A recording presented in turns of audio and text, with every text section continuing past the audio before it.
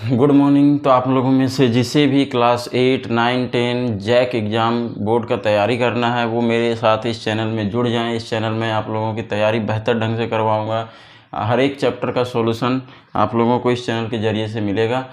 तो इस चैनल को से साथ जुड़ जाएं, इसको सब्सक्राइब करें ताकि हर एक वीडियो आप लोग को मिलता रहे। चलिए तो आज स्टार्ट करते हैं। आज क्लास 10th का प्रश्नावली 1.1 से स्टार्ट कर रहे हैं, एकदम शुरुआती से स्टार्ट कर रहे हैं। ठीक है, तो जिस किसी को भी अपना तैयारी करना है बोर्ड का वो हमारे साथ जुड़ जाए। तो चलिए प्रश्नावली 1.1 का पहला क्वेश्चन है कि निम्न संख्याओं का HCF ज्ञात करने के लिए विभाजन का प्रयोग करिए। यूक्लिड विभाजन, यूक्लिड यहाँ छोड़ गया है। यूक्लिड विभाजन का प्रयोग करके हमको ये दोनों संख्याओं का HCF निकालना है। ठीक है, तो HCF निकालने का एक LCM वाला तरीका, HCF ऐसे भी निकालते थे कि दो संख्या है, इसको इस विधि से भी HCF निकालते थे हम लोग। ठीक है, तो वो उस तरीका से HCF नहीं निकालने बोल रहा है। ठीक है, आपको HCF निकालना है यूक्लिड विभाजन तरीका से, यूक्लिड विभाजन। तो यूक्लिड विभाजन आप लोग को सीखना है। तो यूक्लिड विभाजन क्या होता है, A बराबर BQ प्लस R। इस तरह से बुक आपको ये फार्मूला लिखता है, यूक्लिड विभाजन का फार्मूला लिखता है A बराबर BQ प्लस R। तो ये कोई नया चीज़ नहीं है, आप लोग पहले से भी ये चीज़ आप लोग को पता है। जैसे मान लीजिए दो नंबर रहे, एक मान लीजिए 5 है और एक नंबर है 26। ये दोनों को आप लोग को डिवाइड करना है। तो कैसे करते थे, 26 यहाँ पे 5 लिखते थे, ये दोनों को डिवाइड करते थे। तो 5 चौके 20, 25, 25 इस तरह से सॉल्व किया जाता था। यहाँ पे 1 बच जाता था। तो इसको क्या बोलते थे, शेष फल। इसको क्या बोलते थे, भागफल। इसको क्या बोलते थे, एक को बोला जाता था भाज्य और भाजक ना, ये भाजक कहलाता था और ये भाज्य। ठीक है, तो ये चीज़ आप लोग को पहले से पता था कि भाज्य बराबर क्या होता है। तो भाज्य बराबर होता है भाजक गुना भागफल जोड़ शेषफल, यही होता था।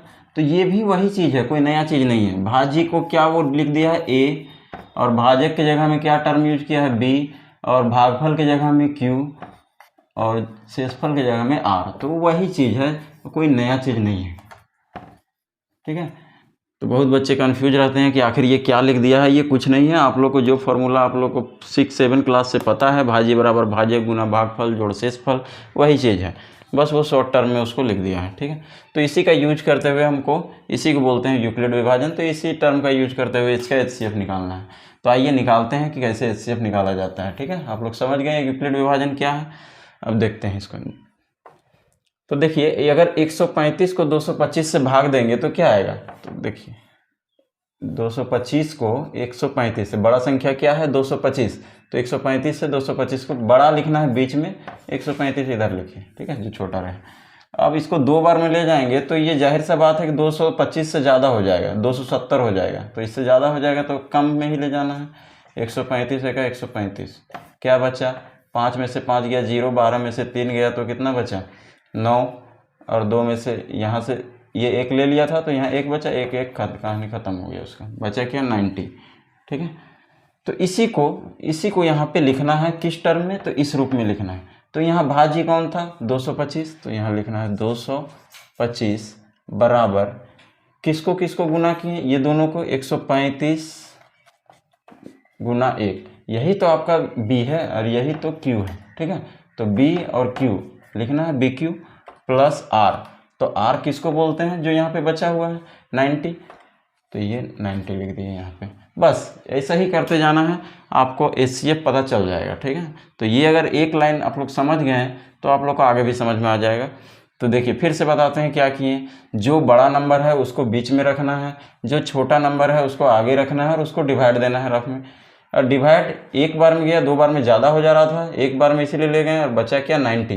तो जो शेषफल बचता है उसको R बोलते हैं, जो भाजक होता है उसको B बोलते हैं, और जो भागफल आता है उसको Q बोलते हैं, जो भाज्य होता है उसको A बोला जाता है। तो देखिए एक फार्मूला आप लोग को A बराबर BQ प्लस R बोले थे ना, तो बस इसी रूप में लिख दिए हैं। देखिए A की जगह में क्या लिखे हैं 225 है ना, B की जगह में देखिए B, ये B की जगह में, B की जगह में 135, फिर Q की जगह में क्या लिखे हैं 1, और R की जगह में 90, बस ऐसे ही लिखना है।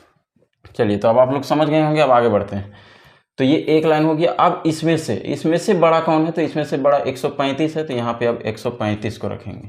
ठीक, मतलब 135 और 90 इधर का हो गया। अब 135 और 90 को डिवाइड देना है।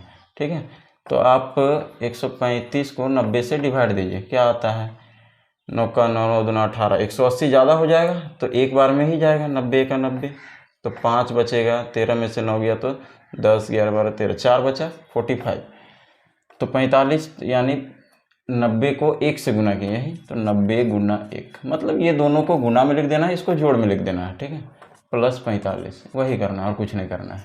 अब देखिए, अब ये इसका काम हो गया। अब ये दोनों में से बड़ा कौन है, 90, तो 90 को यहाँ लिख देंगे। ठीक है, अब 45 का टेबल में 90 को 45 से डिवाइड देना है, तो कितना, 2 बार में पूरा कट जाएगा, 45 गुना 90, कुछ भी नहीं बचा, शेषफल तो 0 बचा। तो क्या होगा, क्या लिखेंगे, ये दोनों को गुना में लिखते हैं, तो 45 गुना 2, ठीक है, प्लस क्या बचा, शेषफल 0, मतलब कुछ नहीं। तो अब यहाँ शेषफल 0 बच गया, इसलिए हम यहीं पे स्टॉप हो जाएंगे, आगे नहीं बढ़ेंगे। यहीं पे हमारा यूक्लिड विभाजन खत्म हो गया। अब हमको HCF बताना है इसमें से कि HCF क्या है। तो आपका HCF जो है वो ये जो लास्ट में जहाँ पे 0 आया ना, उस लाइन में जो भी यहाँ पे B का वैल्यू बचा हुआ है वही आपका HCF होता है। जिस लाइन में 0 आए, तो 0 आने वाला लाइन कौन है, ये है। इस लाइन में 0 आया है, यहाँ पे जो आपका B का वैल्यू है वही आपका HCF कहलाएगा। HCF बराबर 45 आंसर। ये पूरा आपका यूक्लिड विभाजन हो गया। इसी तरह से यूक्लिड विभाजन निकाला जाता है। क्लियर है? तो उम्मीद है आप लोग को समझ में आया होगा। अब अगला क्वेश्चन देखते हैं।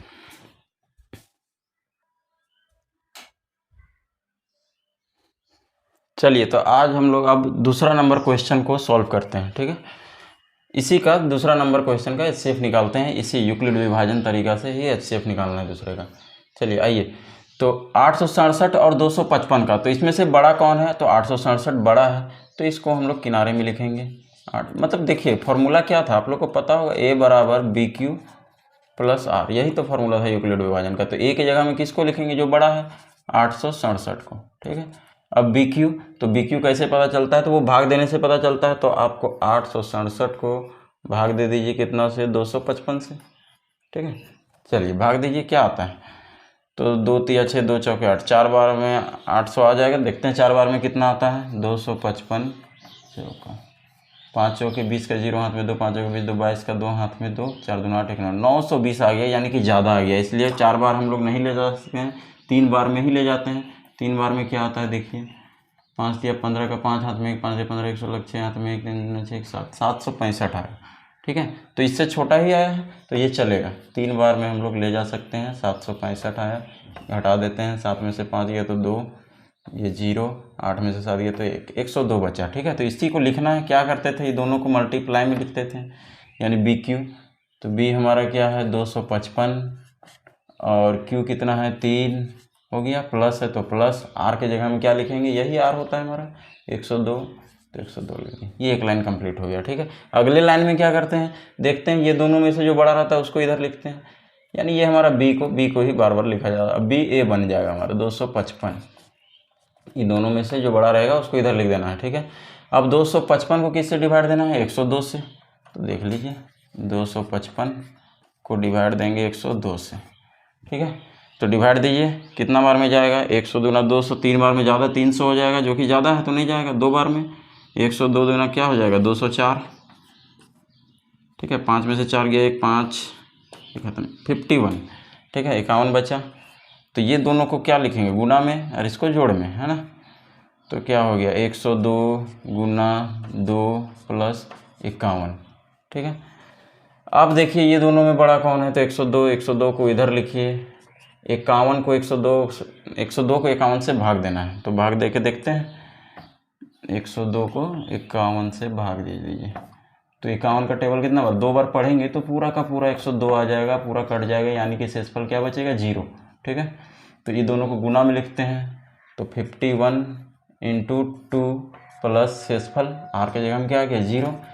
तो ये 0 आ गया, वहीं पे हम रुक जाते हैं, वही हमारा कंप्लीट हो जाता है। अब आगे नहीं बढ़ना है, तो इसी लाइन में हमारा आंसर छुपा हुआ है। और आंसर कौन होता है, तो आंसर ये जिस B जो भाजक होता है हमारा, वही हमारा आंसर होता है। ठीक है, इसको भाजक भी बोलते हैं। ठीक है, यानी ये हमारा आंसर है HCF बराबर हम लोग 51 लिख सकते हैं, यही हमारा फाइनल आंसर है। ठीक है, तो उम्मीद है आप लोगों को यूक्लिड विभाजन से HCF निकालना समझ में आया होगा पूरी तरह से। इस तरह से और भी वीडियो चाहते हैं तो आप लोग मेरे इस चैनल को सब्सक्राइब कीजिए और कमेंट कीजिए। धन्यवाद।